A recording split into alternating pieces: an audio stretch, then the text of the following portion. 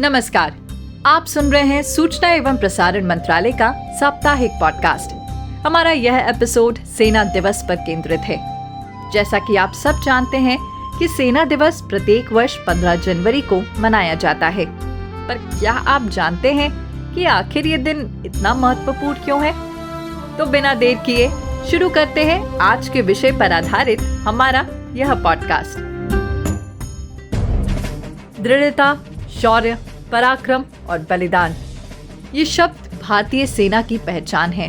उनकी गौरव गाथा की एक एक कड़ी के सूत्रधार हैं और राष्ट्र के प्रति वीर सैनिकों की कर्तव्य निष्ठा की बेजोड़ परिभाषा है। आज भारतीय सेना दिवस है। यह दिन भारतवासियों और सैनिकों को गर्व से भर देता है।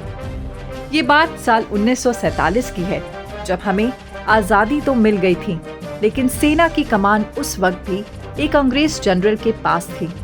आखिरकार साल 1949 में वो परंपरा बदली और 15 जनवरी को ब्रिटिश जनरल फ्रांसिस बुचर ने फील्ड मार्शल के.एम. करियप्पा को भारतीय सेना की कमान सौंपी और वह पहले भारतीय कमांडर इन चीफ बने। उस दिन की याद में हर वर्ष भारतीय सेना 15 जनवरी को सेना दिवस मनाती है। Field marshal KM. करियप्पा का जन्म 28 जनवरी 1899 में कर्नाटक के कूर्ग में हुआ था। उन्होंने 1919 में भारतीय कैडेट्स के पहले समूह के साथ सेना में कमीशन प्राप्त किया। 1933 में स्टाफ कॉलेज क्वेटा, जो कि अब पाकिस्तान का हिस्सा है, में शामिल होने वाले वह पहले भारतीय अधिकारी थे।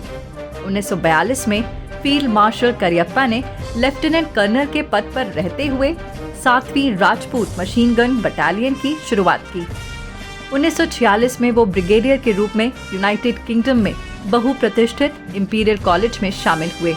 1947 में जब भारत और पाकिस्तान का बंटवारा हुआ तो फील्ड मार्शल करियप्पा ने दोनों देशों के बीच सेना के विभाजन का एक सौहार्दपूर्ण समझौता किया था, जो आज तक एक मिसाल है। करियप्पा 14 जनवरी 1953 को भारतीय सेना से सेवानिवृत्त हुए।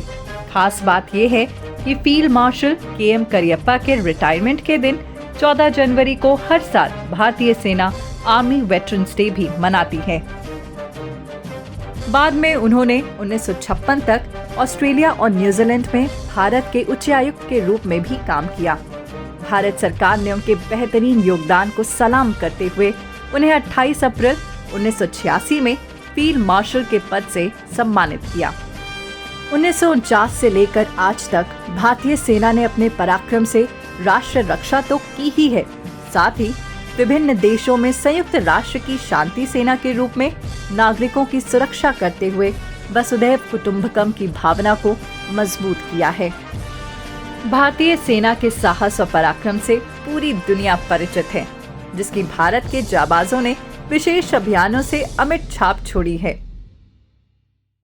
साल 1948 में इंडियन आर्मी ने हैदराबाद रियासत को भारत में शामिल करवाने के लिए ऑपरेशन पोलो चलाया। साल 1961 में ऑपरेशन विजय अभियान के जरिए पुर्तगालियों से गोवा को आजादी दिलाई। साल 1965 में भारतीय सेना ने असलोत्तर की लड़ाई में पाकिस्तानियों को चारों खाने चित किया था। 1971 में भारतीय सेना ने पाकिस्तान को पराजित किया और नए राष्ट्र बांग्लादेश के निर्माण में महत्वपूर्ण भूमिका निभाई थी।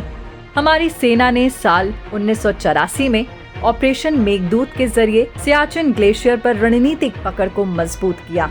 साल 1999 में ऑपरेशन विजय के अंतर्गत कारगिल की ऊंची चोटियों से पाकिस्तानी घुसपैठियों को वापस खदेड़ा और भारतीय चौकियों पर फिर से तिरंगा फहराया।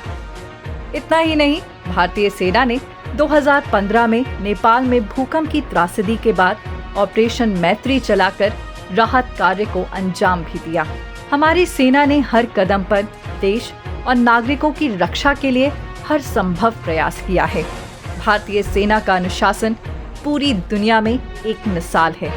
नाम, नमक और निशान की प्रतिष्ठा को बरकरार रखने के लिए हमारी सेना सदैव तत्पर है और अपने ध्येय वाक्य सेवा परमो धर्मः के जरिए भारतीय सेना अपनी कर्तव्य निष्ठा को कायम रखती है। पॉडकास्ट के इस अंक में बस इतना ही।